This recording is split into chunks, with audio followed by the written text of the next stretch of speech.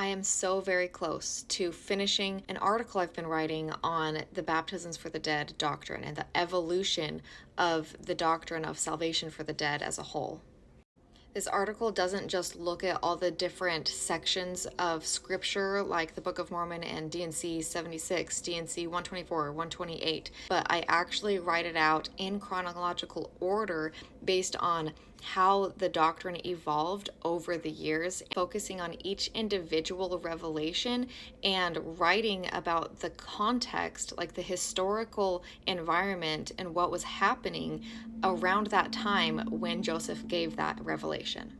So I found some really interesting things in my research around the historical context around the time that Joseph gave the revelation that became D&C 76 about the three kingdoms of glory, and I'm really excited to share that with you.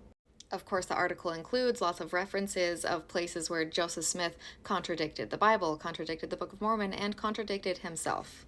At this point, I am so very close to finishing writing about what Joseph had written about baptisms for the dead in D&C 127 and 128. And after that, I actually have some kind of sub-articles to write because I don't want it to be way too long. But so many of these topics I have to go into more depth on. So I'm kind of writing my one long article on baptisms for the dead plus a smaller article on a few other subjects that will go along with it, but they'll be their own articles so that it's not way too long. So anyways, you can go to exmormonbiblestudy.com and subscribe so that you can get email updates when I do publish these articles, and please let me know what you think of them.